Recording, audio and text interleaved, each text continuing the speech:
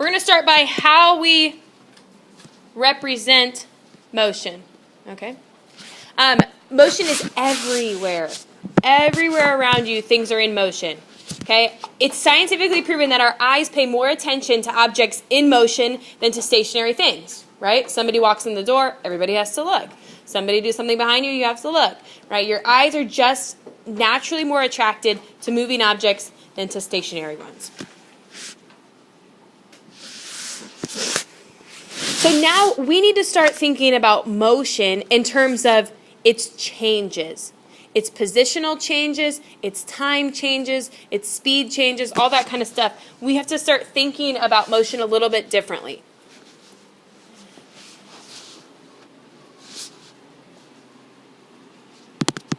Okay, so when an object is in motion, generally its position changes, right? Whether that's horizontal, whether that's vertical. But when we're in motion, right, our position changes. What do I mean when I say its position? What do I mean when I say its position changes? Yeah. The spot where it's located, right? Its position is changing. So its location, its distance, its position is changing, okay? You can think about motion in a few different ways. We'll start by focusing on straight line motion. So things that go in a straight path from point A to point B, right? That's the most simplistic type of motion. That's what we'll start with. Circular motion and arc style motion. So we will talk about things that move in a circle without spinning, and we'll talk about things that rotate. Okay? First we'll talk about circular motion, things that spin, things that move in a circular pattern, and then things that spin. So can you give me an example of something that moves in a circular pattern, but we don't really count the spin of it? I guess as I'm saying this, it does spin. But okay. Tell me about something that moves in a circular type pattern. Yeah, moving around a track, right? Carousel? Yeah. A carousel, kind of, yes. Yeah, if you're on the edge of the carousel, yeah, you're moving a circular path. You're really spinning too, but yeah, that's okay. What about planets?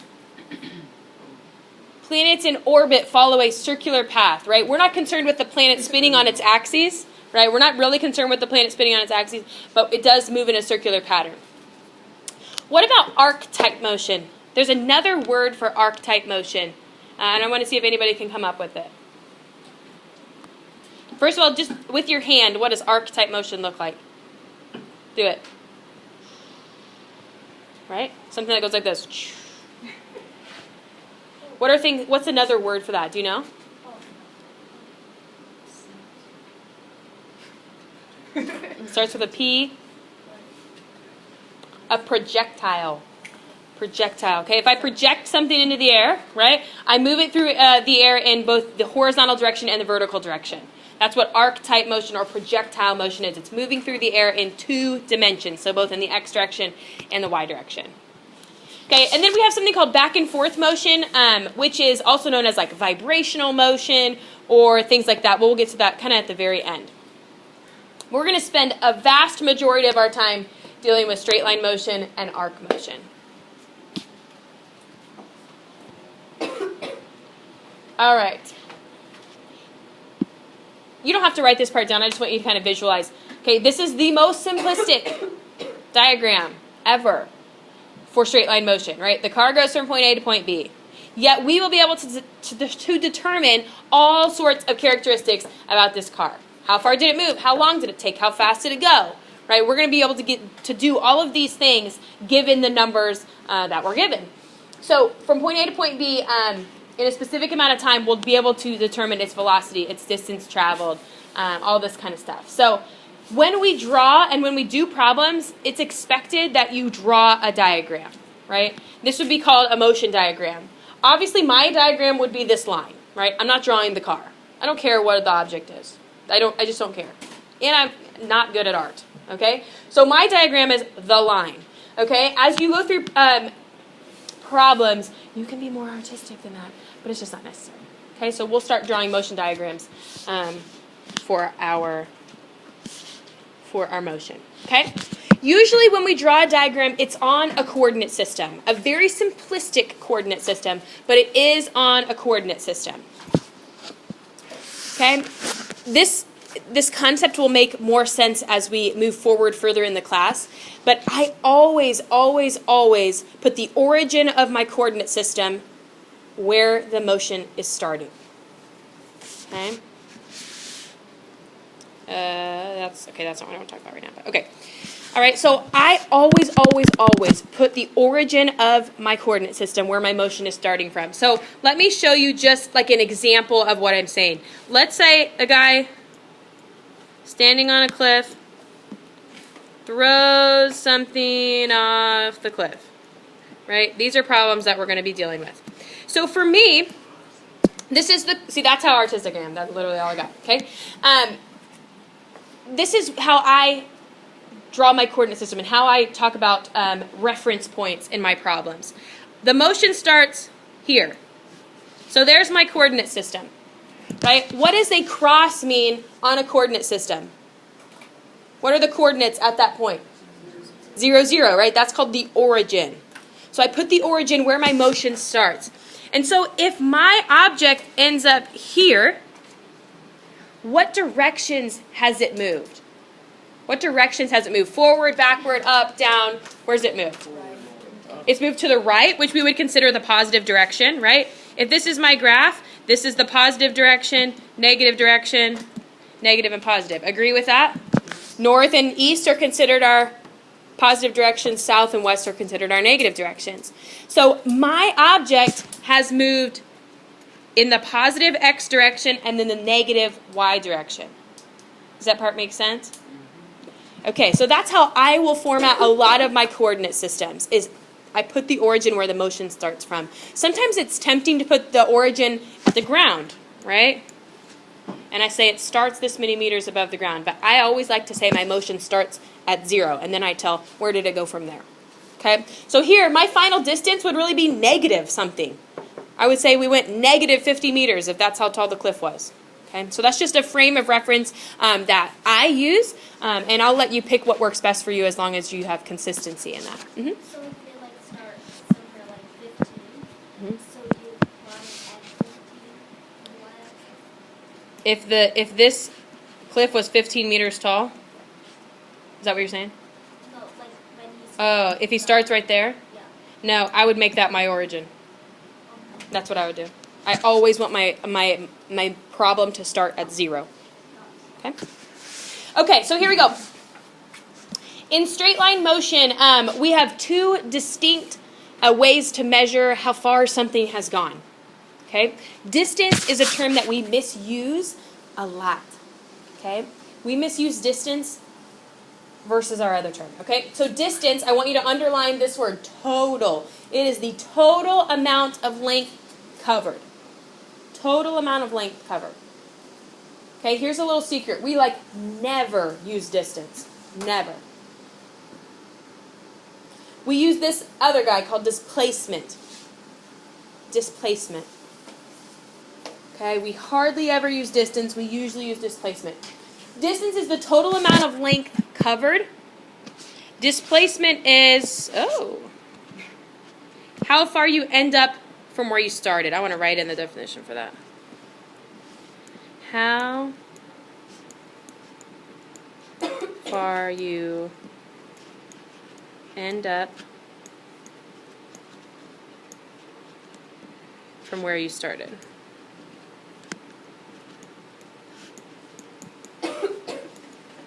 So you might be asking, well, what's the difference between those two things, right? It seems the same, but it's not. We're going to look at some examples of that, okay? So here is our basic equation for displacement, okay? How far you ended up from where you started. What's the delta mean? What's this triangle mean? Delta? Anybody seen delta before? Okay. Delta means change in. Whenever you see delta, it means the change in displacement. Let me make a quick note before we go too much further. I actually think I want you to change that, I want you to change the P to an X. I want you to change that to an X. Okay, and I'll change it as we go, but I want this to be an X. Okay? And the reason I want it to be an X is because the X is going to tell us that we're moving horizontally. Right? And so if I had vertical displacement, if I moved up and down, what would the variable be? Y. It would be Y. Right? If I'm moving horizontally, it would be an X. So I'll redraw that. Delta X equals XF minus XI. What do you think the F and the I stand for? This, no, good guess. Delta X, that means the change in displacement equals X final minus X initial. Okay? The F always means final, the I always means initial. Okay?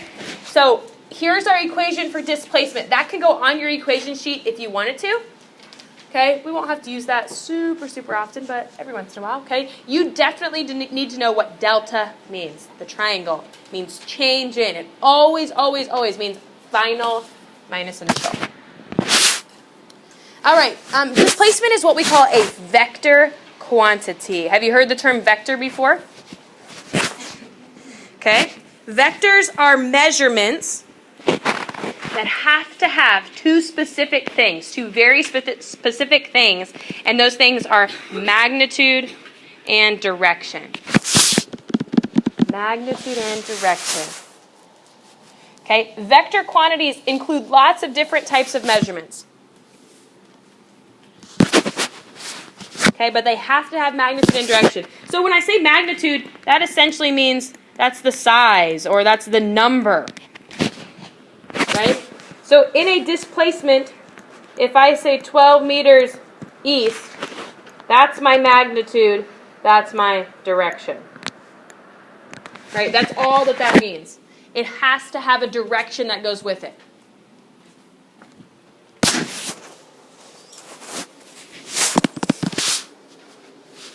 Okay?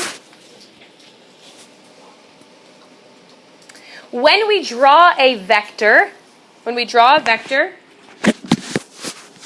we represent it with an arrow. We draw our diagrams using arrows to show where we've gone. So when I say that, it means they're drawn to scale. Any ideas what that means?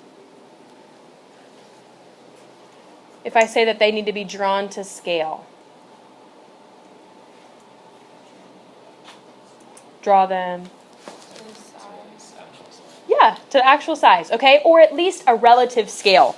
So when I say they're drawn to scale, if I have a vector that's 10 meters east and a vector that's 5 meters east, did I draw those to scale?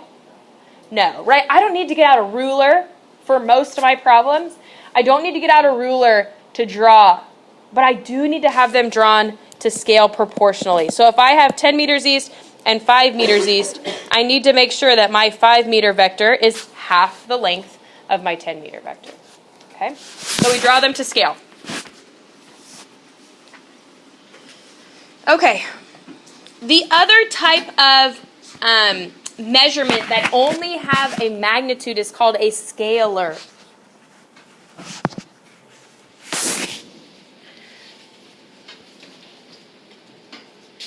Distance is an example of a scalar quantity. Distance is an example of a scalar quantity. So we're going to talk about the difference between distance and displacement here in just a second. But distance means I only care how far we went. That's all I care about.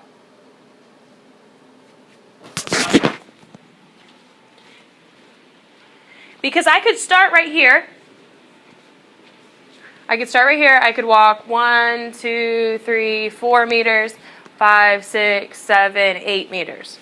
Right? I've walked 8 meters. But I can't tell my direction because I walked in 2 different directions. So distance cannot have a direction, right? I walked 2 different directions. What's my displacement in that situation? 0. I ended up exactly where I started. So I walked 8 meters, but my displacement is 0. That's a really important concept. Okay, it's really counterintuitive and it's a little uncomfortable, but that's what displacement is. How far you ended up from where you started. All right, now we're going to look at what we have to do if we add vectors graphically. Okay, we're going to add them using what we call the tail-to-tip method. Tail-to-tip method. Okay. This would be when we put our vectors on our coordinate system and we do the drawing, basically.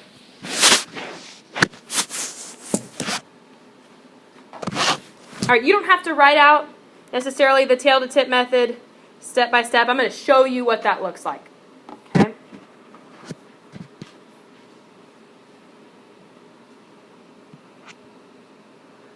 The thing that you need to know is that the tip of the vector, right?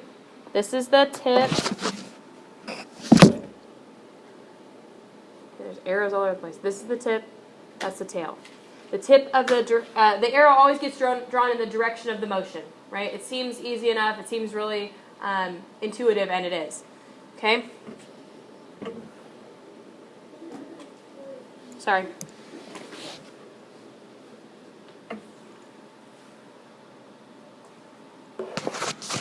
Okay, so what this is saying is that if I say I walk 12 meters east, then I walk another 3 meters east, my vectors would look like this. 12 meters and then 3 meters. Right? I add the second one right onto the tip of the first one. Tail of the second onto the tip of the first. That's really all that it is. Okay? We're going to start looking at how that works when we go in X and Y directions. But that's about as difficult as it gets. You can do tail-to-tip method with as many vectors as you have. It does not matter the order you add them in. It does not matter... it doesn't matter the order you add them in, sorry. It doesn't matter how many you have either. So I could have added them the other way and it would have been fine. I could have said 3 meters and then 12 meters. And it ends up exactly the same spot. Right? It doesn't matter the order you add them in. Okay. So once we... Oh, man. Okay. All right. Once we add all of our vectors together, we get what's called the resultant vector. We get what's called the resultant vector. This is super important. This bullet right here, this is super important. The resultant vector always goes from the origin to the tip of the last vector. Super important. The resultant vector always goes from the origin to the tip of the last vector. And I'm going to draw that out so you can see what that looks like. Okay, but that information is vital for you.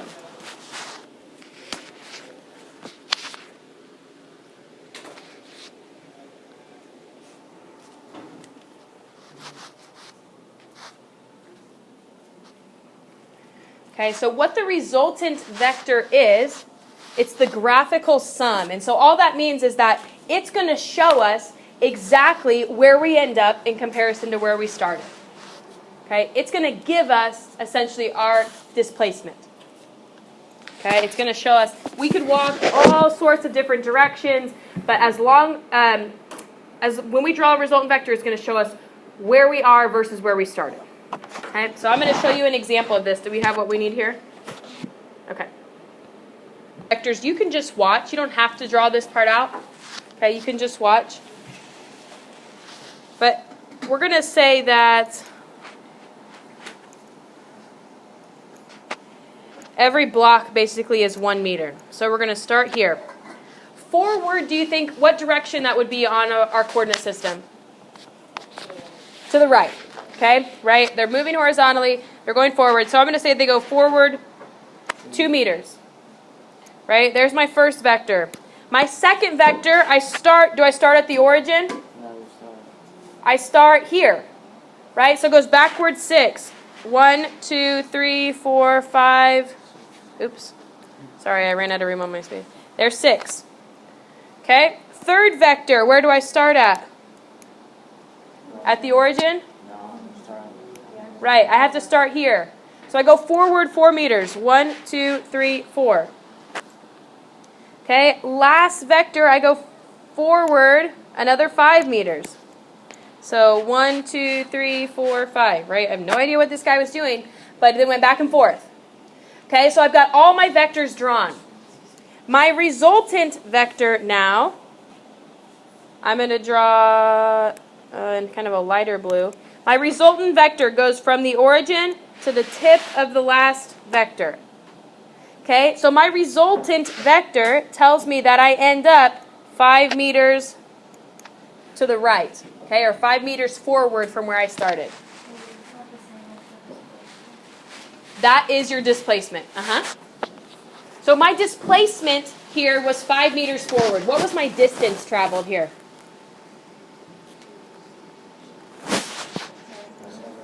Yeah, 17 meters. 2 plus 6 plus 4 plus 5 is 17 meters. So my distance is 17, but my displacement is only 5 meters forward. Yeah. Okay. All right, now we're going to try if we move not just in the x direction. Okay? If I move 11 kilometers north, then 11 kilometers east. Okay, I want you to go ahead and do this one. You don't have to draw the coordinate system, but go ahead and draw the vectors. Okay? So on mine, I'm going to say that a block is 2 kilometers. So 2, 4, 6, 8, 10, 11. Okay, I went 11 kilometers north, then I went 11 kilometers east.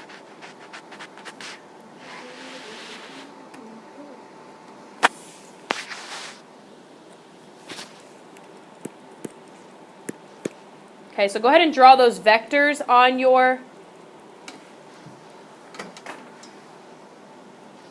Did you notice that I did not do 11 and 11?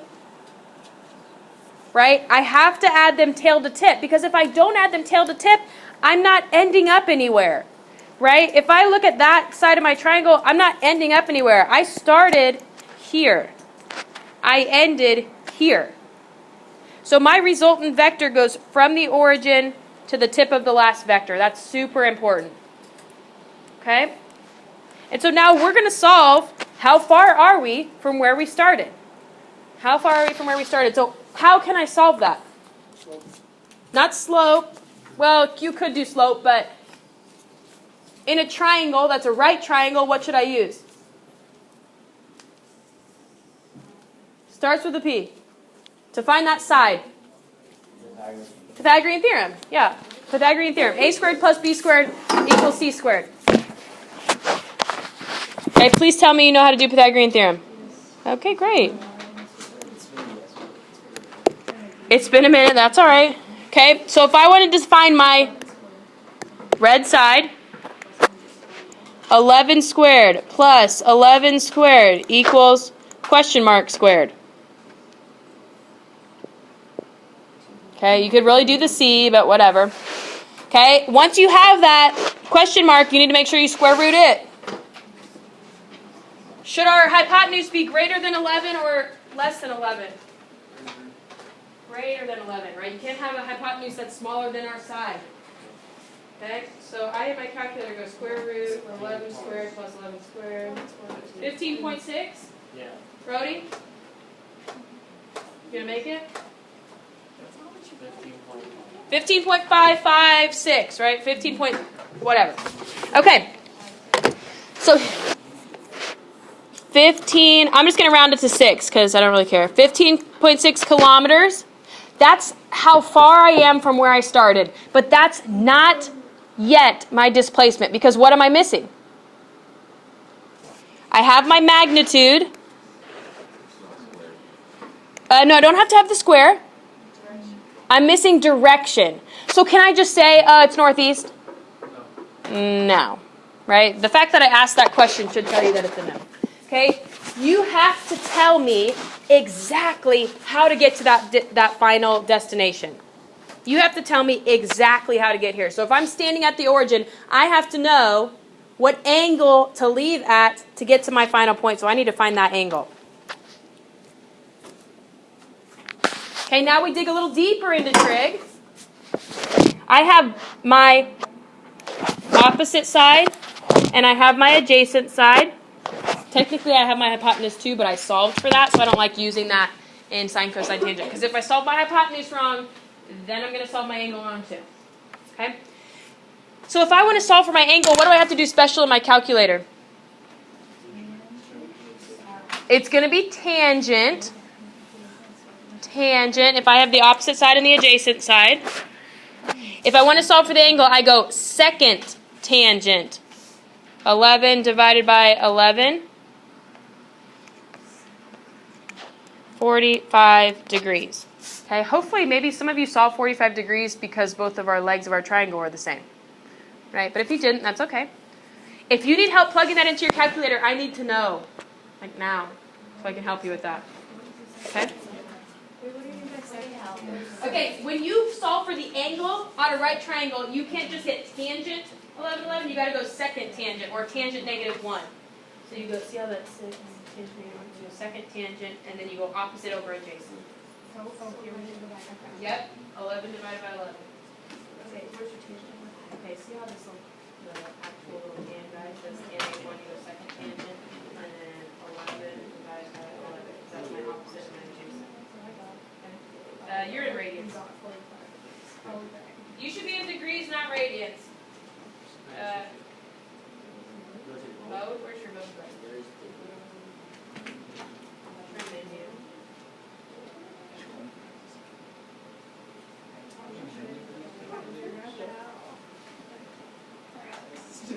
You're supposed to change it. I'm figuring that out.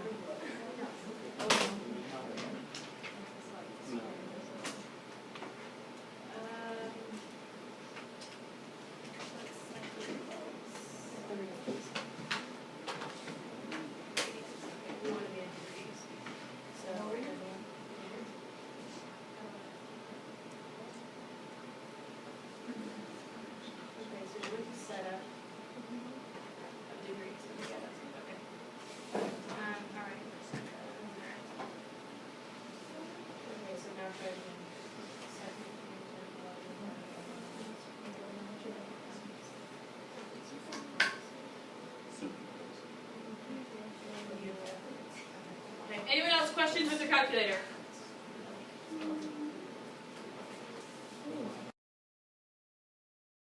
Now, because it's 45, I technically could write northeast. But here's what you need to really do. You need to tell me, is it north of east or is it east of north? Yeah. Okay, here's north, here's east. This angle I just found, this guy right here, is that angle north of east or east of north? No, they're not the same thing. East of north. We went north first, then east. So it's east of north. Right? This angle that I just found right here. This guy. It's lagging. This angle. East of north. This guy, the supplementary angle of that is north of east. Okay? Let me clear this off. We're going to look at some more of these. So if I drew an angle that was here, okay, I'm looking at this angle right here. This is north. This is west. I was hoping someone would say that. West. Okay. So tell me, how would I describe that angle there? Nope. North of west, because I went west and then I went north. Okay. The way that I describe this is I say, what axes is the angle touching? Tell me what axes the angle is touching. The north, east, south, or the west? The west. Okay, so it's touching the west axis. Then I decide, does my triangle go north of west or south of west? It goes north of west. So that's how I describe that.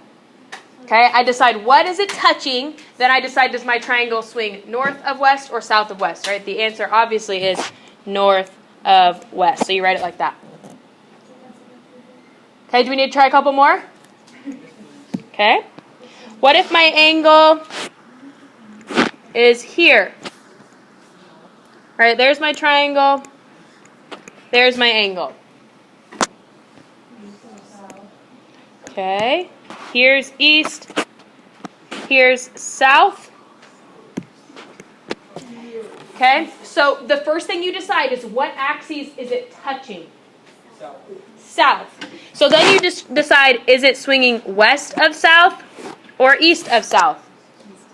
So it's east of south. Okay, does that make more sense? What if the line was like 90 degrees between like south and east? So if it went right here, like a 45 degrees right there? Or you mean if it was on an axis? So if it was just that? And then it went down on the y-axis. So you wouldn't have something like that because you're not adding them tail to tip. Right, you have to add them tail to tip. Because if you draw them like this, and I'm telling you, some of you will. If you draw them like this, you don't go anywhere. You're not going anywhere from your origin, right? You need to go somewhere, and you're not. So you can't draw them like that. If you get to a situation where your vectors look like that, you should be thinking, and then fix it. Okay, so you always have to end up somewhere from the origin. Very good question. Okay, how are we feeling about vectors, adding them graphically? Okay, great. All right, here is our first real big equation. Oh, everybody say, oh, first physics equation. Okay, velocity. Velocity is often interchangeable with what term that we would use more often? Speed, right? Velocity and speed almost be the same thing, but they really don't, right? We incorrectly use them interchangeably. Velocity is displacement divided by time. Change in displacement divided by change in time. So I'm going to change. Oh, good. I already did that. Okay.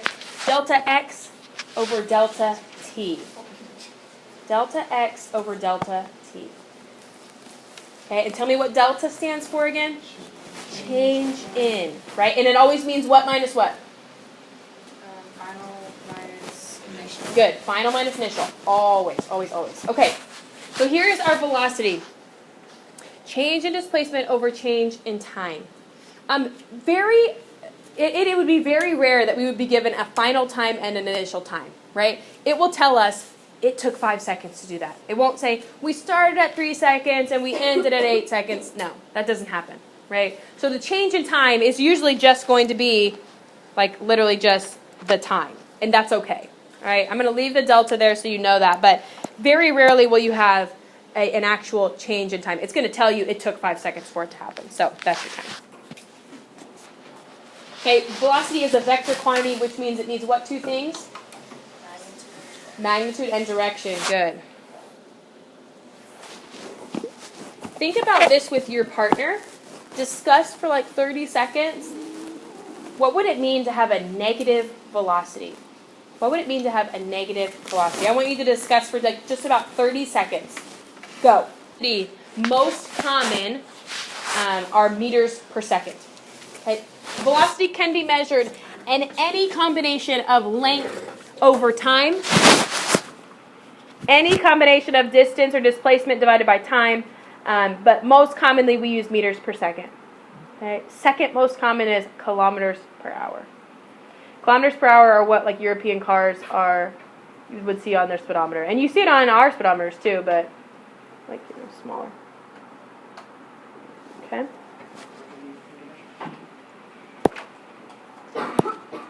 All right, here we go. A car travels 50 meters per second east for 2 minutes. They turn south and travel 30 meters per second for 2 minutes. What was the total distance traveled? What was the total distance traveled? And so we draw, it's okay, we draw velocity just like we draw displacement in terms of vectors, but we're going to solve this in an equation form. So I just want to know distance. So what I would do for my first set of problems, 50 meters per second east for 2 minutes, I would say 50 meters per second equals, thank you, equals displacement over 2 minutes. Thank you, thank you, thank you. Can I plug in 2 minutes here? No. Why can't I plug in 2 minutes? Because you need. Right, I gotta have seconds. In any problem like this with 3 parts to it, the units have to match. So my displacement here, my distance will be measured in, no, my displacement, sorry. My distance or my displacement will be measured in meters, and this will be measured in seconds. So 2 minutes is 120 seconds. 120 seconds. So how do I solve for distance? I multiply those two things together. Not divide. I multiply those two things together to get d by itself. I should be writing x. So sorry. This is really x. I don't mean to confuse you. It's x. Okay. 120 times 50, 6,000 meters. Okay, second part of my journey was 30 meters per second. Also for 120 seconds. Okay, that's an equal sign. 30 times 120, 3,600. Is that what you had? You can move that fan if you need to. It's fine. You guys are hot. It doesn't even ever reach me over here. Okay, so my total distance traveled is... Yeah, you just add them together. 9,600 meters. If I'm talking about distance, do I put a direction on there? No. Distance is a scalar quantity. Okay? So on the graph, the y-axis is seconds and the x is meters? No, we wouldn't do, no. That it would be all, like, it could be all velocity on both sides. When we did it earlier, it was just distance traveled, and so those were all meters and meters. And so velocity, we don't really put it on a graph that often. Good question, though. Okay, what was the displacement now? Now we need to look at displacement. Not distance, but displacement. So here we're going to put it onto a graph, Malia, but we're only talking about the distance. Okay? So how many meters did I know they traveled east? No. How many meters? 6,000 meters east, right? We solved that in our last problem. So I'm going to draw my coordinate system. All I do is draw the little origin. That's it. Okay, I don't draw a full coordinate system. I know they went 6,000 meters east, and then what'd they do? 3,600 meters. Right, 3,600 meters south. So I had to draw my second vector down because it was going south, right? So to find my displacement, what do I do? Right? What's this blue vector called? Okay, not that. Yes, the hypotenuse of a triangle, but in physics terms, what's that called? The resultant vector, right? Resultant vector. So I have question mark, question mark. I have to have the hypotenuse and the angle for that. Okay, so go ahead and solve that on your own. So I think we had 6,997 meters at 30.97 degrees. What? What of what? Don't say it yet. Everybody all together. 1, 2, 3. South of east. Yeah, look at you guys. South of east, good. How did That's my displacement. That's how far I ended up from where I started. I got it like something 48 million. You forget to square root? Oh, square root. Well, for a squared plus b squared equals c squared, if I want to solve for c, I got to square root it at the end. All right, try this one on your own. I want you to try this one on your own. It's just 60 million.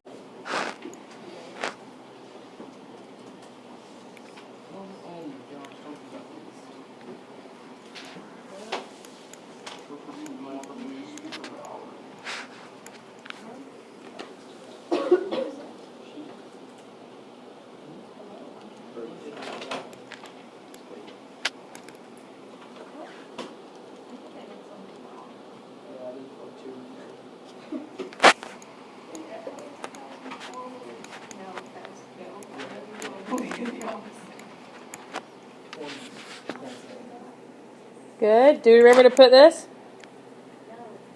Wait, do you not round up? Do you not round up? I usually like 1 decimal place. That's not close enough to round up. Okay. All right. How many of you had that exact answer with the direction and everything? How many of you just didn't put the direction, but you had the number? All right, that's good. All right. We're learning. Okay, last part here. We're going to take it from meters per second to kilometers per hour, and I'm going to show you a shortcut with this. Okay, so we're going to do it once, and then I'll show you the shortcut. If I want to go from 20.8 meters per second, right? You have to go meters per second.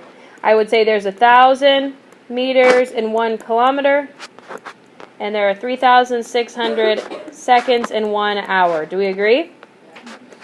All right. So when I run the math for that, I take it times 3,600 divided by 1,000, and I get 75 kilometers per hour.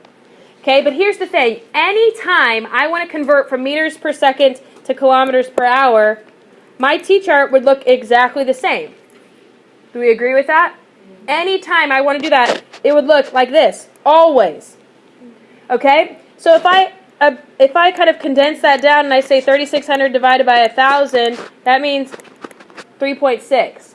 So if I want to go from meters per second to kilometers per hour, I just need to multiply by 3.6. So if I take 20.8 times 3.6, I get 74.88, right? Really close to 75. That's because I plugged it back in and I didn't round the first time. But that's a shortcut that you should be familiar with. Okay? The more applicable shortcut, honestly, is the reverse of that. We will more often need to go from kilometers per hour to meters per second. So how would I do that? Kilometers per hour to meters per second, what would I do? Yeah, divide by 3.6.